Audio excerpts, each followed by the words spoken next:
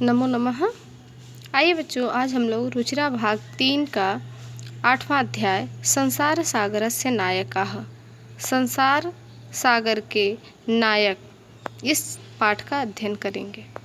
ठीक है, तो पहले मैं थोड़ा सा परिचय बता दूं कि यह जो पाठ है इसमें जो पहले हमारे तालाब इत्यादि के निर्माण करने वाले जो शिल्पकार होते थे, भवन निर्माण करने वाले, तालाब निर्माण करने वाले जो शिल्पकार होते थे, उनके लिए यह कहा जा रहा है। ठीक है, तो थोड़ा परिचय देख लेते हैं। प्रस्तुत पाठ अनुपम मिश्र की कृति आज भी खरे हैं तालाब के, तो संसार सागर के नायक नामक पाठ से लिया गया है। इसमें विलुप्त होते जा रहे पारंपरिक ज्ञान, कौशल एवं शिल्प के धनी गजधर के संबंध में चर्चा की गई है। पानी के लिए मानव निर्मित तालाब, बावड़ी जैसे निर्माणों को लेखक ने यहाँ संसार सागर के रूप में चित्रित किया है। तो यह रचना किसकी है? अनुपम मिश्र की रचना है। उनकी रचना आज भी खरे हैं तालाब के संसार सागर के नायक, इस अध्याय से लिया गया है। और इसमें आप देखेंगे कि जो शिल्पकार होते थे उस समय, जो तालाब इत्यादि का निर्माण करते थे, उनको गजधर कहा जाता था। उन गजधरों के इस समय जो उनका सम्मान है, जो आदर है, जो उनके निर्माण की प्रक्रिया है, वो सारी चीज़ें लुप्त हो गई हैं। उसी के विषय में लेखक की चिंता यहाँ पर लिखी गई है। जैसे वो कितना चिंतित है इस चीज़ को लेकर के कि हाँ, आज गजधर लुप्त हो गए हैं, आज उन्हें उस तरह से कोई सम्मान नहीं देता जिस तरह से पहले उन्हें मिलता था। तो आइए पाठ को पढ़ते हैं, क्लियर हो जाएगा। के आसन्ते अज्ञात नामानः, के अर्थात कौन, कह कऊ के बहुवचन में है, कौन, आसन अर्थात थे, वे ते अर्थात वे, अज्ञात नामानः वह अज्ञात नाम वाले कौन थे। शतशः सहस्रशः तडागा सहसैव शून्यात् न प्रकटीभूता, जो शतशः अर्थात सैकड़ों, सहस्रशः अर्थात हजारों, तडागाः अर्थात तालाब, सहसैव सहसा एव अलग अलग करेंगे, विच्छेद करेंगे तो सहसा अर्थात अचानक, एव अर्थात ही, शून्यात अर्थात शून्य में, न प्रकटीभूता नहीं बदल गए। जो सैकड़ों व हजारों तालाब थे वह अचानक ही शून्य से प्रकट नहीं हुए। शून्यात में पंचमी विभक्ति एक वचन है, शून्य से प्रकट नहीं हो गए। जो आज आप सैकड़ों हजारों की संख्या में तालाब देखते हैं, अब तो आपको कम दिखेंगे भी, क्योंकि बहुत सारे ऐसे भी विलुप्त हो गए, बहुत सारे पट गए, बंद हो गए, लेकिन फिर भी बहुत सारे जगहों पर, स्पेशली गांव वगैरह में आप देखेंगे तो यह तालाब आज भी देखने को मिलते हैं। तो सैकड़ों हजारों जो तालाब दिखाई देते हैं वह सहसैव अचानक ही शून्य से प्रकट नहीं हो गए। इमे एव तडागाः, इमे अर्थात ये, तडागाः एव ये तालाब ही, अत्र संसार सागराः इति, इस चैप्टर में जो संसार सागराः कहा गया है, इन तालाबों को ही कहा गया है।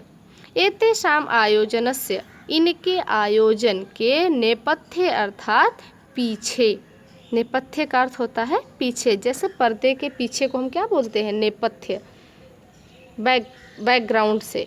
ठीक है, तो जो पीछे से, इनके जो आयोजन के पीछे से, निर्मापयितॄणाम निर्माण करवाने वाले, बनवाने वाले एक थे, निर्मातॄणाम च दशकम और बनाने वाले 10, अर्थात एक बनवाने वाला था, जैसे आज के समय में बिल्डर्स होते हैं, और जो निर्माण करने वाले अर्थात कारीगर, तो एक बनवाने वाला और 10 बनाने वाले हुआ करते थे।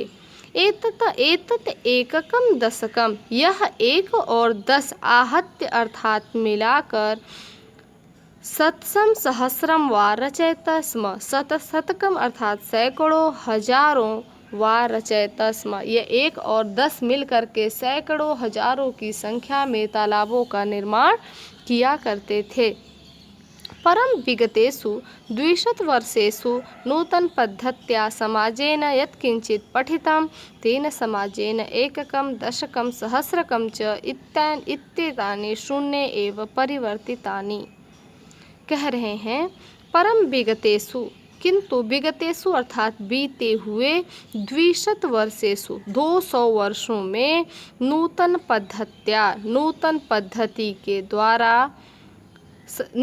पद्धति के समाज के द्वारा यत् किंचित जो कुछ भी पढ़ा गया किताबों में, जो आज की पद्धति है पिछले 200 वर्षों की जो पद्धति है, इन पीढ़ी के लोगों ने पता नहीं किताबों में क्या पढ़ा कि इनके द्वारा जो पढ़ा गया उस पठितेन तेन, उस पढ़े हुए समाज के द्वारा एककम दशकम, 1 और 10 सहस्रकम, 1, 10 और हजारों की जो संख्या में ये तालाब थे, शून्य एवं परिवर्तितानि, इनको शून्य में बदल दिया।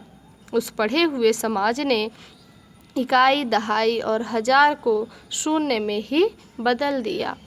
जो 1 और 10 मिलकर हजारों और सैकड़ों तालाबों की रचना करते थे, वो सैकड़ों और हजारों तालाबों को इन्होंने शून्य में परिवर्तित कर दिया, और जो बनाने वाले थे उनको भी सभी लोगों ने विस्मृत कर दिया। आगे देखिए, अस्य नूतन समाजस्य मनसि इयमपि जिज्ञासा नैव उद्भूता यद् अस्मात् पूर्वम् एतावतः तडागान् के रचयन्ति स्म। अस्य नूतन समाजस्य, इस नए समाज के, मनसि अर्थात मन में, सप्तमी विभक्ति एकवचन, इयम अपि यह भी, जिज्ञासा अर्थात इच्छा, न एव अर्थात नहीं ही, उद्भूता अर्थात उत्पन्न हुई,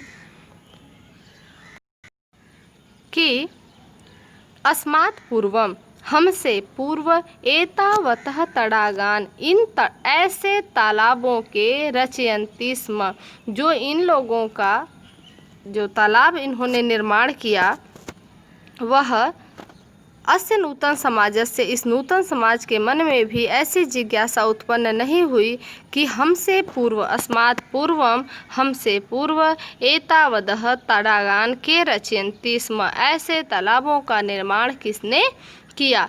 एतादृशानि कार्याणि कर्तुम, ऐसे कार्यों को करने के लिए नूतन प्रविधि विकसितः, नई प्रविधि का विकास हो गया। तेन प्रविधिनापि पूर्वं संपादितम एतत् कार्यं मापयितुं न केनापि प्रयतितम।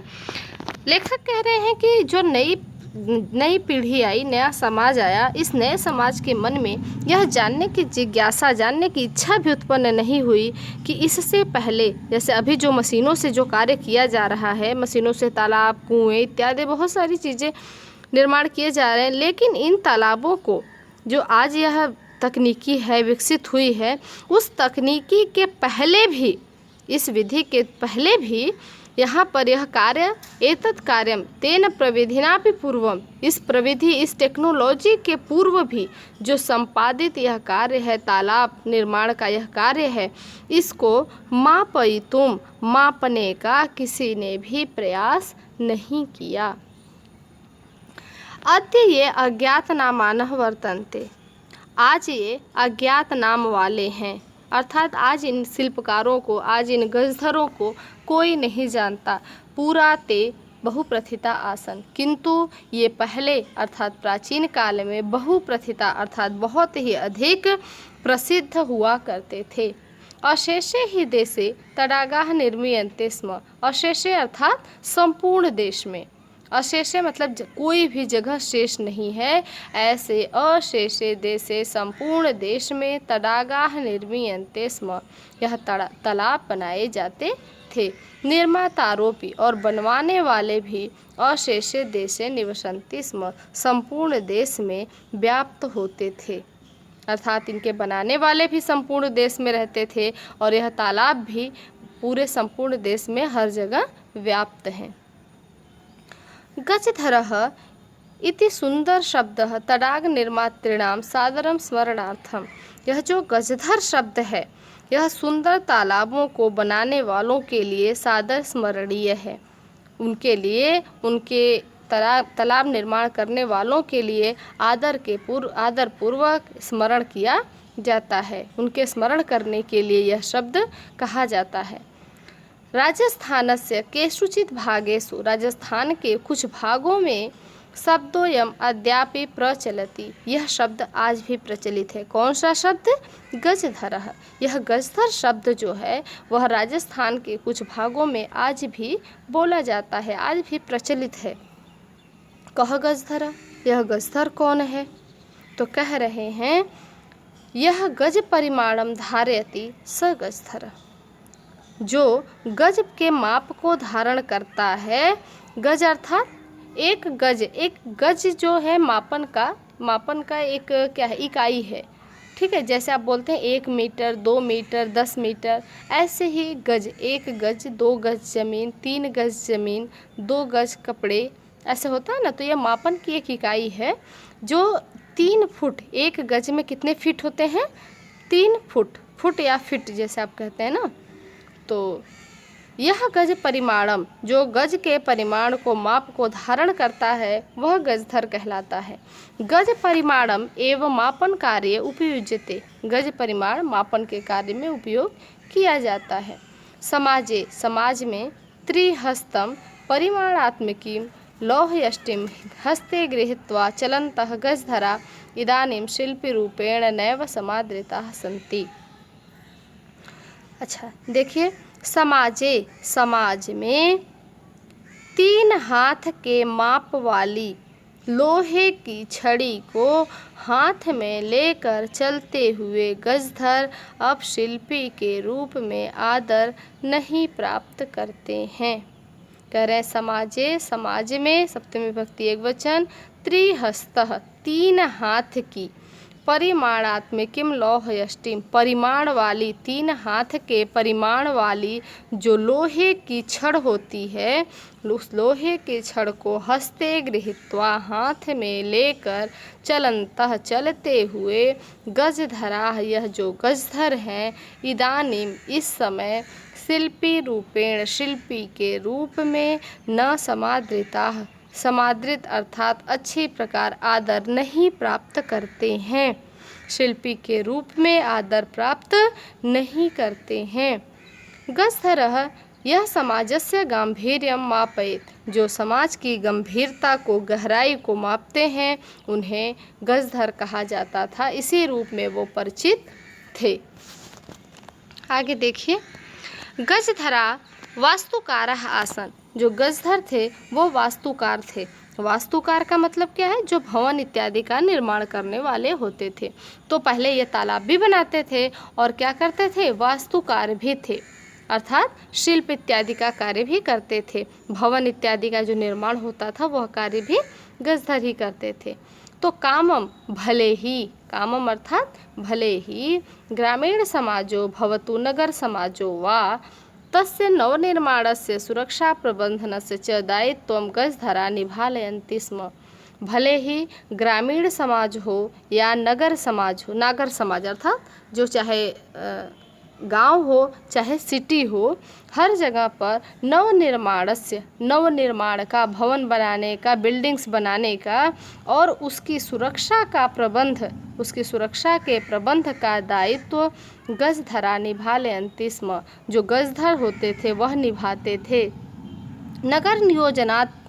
नगर नियोजन से लेकर के, मतलब बड़े निर्माण से लेकर के, नगर नियोजन का मतलब होता है जैसे कि कोई सिटी में है ना, तो जो बड़ा कार्य है नगर नियोजन में, जो बड़ा कार्य है उसको, उससे लेकर के गांव में छोटे निर्माण से तक, ये सभी कार्य एतेषु एव, इनके ऊपर ही आधृतानि आसन, आधृत होता था, आधारित था। ते योजनां प्रस्तुवन्ति, वे योजना बनाते थे। भावी व्ययम् आकलयन्ति स्म, और जो भविष्य में खर्चे होने वाले हैं किसी बिल्डिंग को बनाने के लिए, मान लीजिए आप कहेंगे हमारा बिल्डिंग बनाना है, तो उस बिल्डिंग में उसको पहले वो मापेंगे, उसके बाद उसकी योजना बनाएंगे, प्लान करेंगे, उसके बाद उसमें कितने खर्चे आएंगे, वह सभी आकलन करना मतलब अनुमान लगाना, आकलन करते थे। उपकरण भारान संगृह्णन्ति स्म, ये जो उसमें साधन प्रयोग होते थे, कोई उपकरण, कोई मशीन या जो भी इनका बनाने का जो साधन होता था उसको ये खुद ही लाते थे। प्रतिदाने ते न तदयाचन्ते, और वो जो सामान लाते थे उसके लिए यह कुछ भी ग्रहण नहीं करते थे। और जो ऐसे स्वामी यद दातुम तेषां स्वामिनः असमर्था भवेयु, ऐसे लोगों से यह प्रतिदान नहीं लेते थे, ऐसे लोगों से वह वेतन नहीं लेते थे जो लोग गरीब होते थे। जे तेषां स्वामिनः असमर्था भवेयु, जिन उनके स्वामी जो कोई गरीब होते थे और अपना भवन निर्माण करवाते थे, उन लोगों से यह वेतन नहीं लेते थे। कार्य समाप्तौ, कार्य की समाप्ति पर वेतनानि अतिरिच्य, वेतन के अतिरिक्त गजधरेभ्यः, गजधर को सम्मान भी प्रदान किया जाता था। नमः एतादृशेभ्यः शिल्पीभ्यः, ऐसे शिल्पियों को नमस्कार है। उम्मीद है बच्चों आप सभी को समझ में आया होगा। अगर कोई प्रॉब्लम है तो आप मुझसे पूछ सकते हैं। धन्यवाद।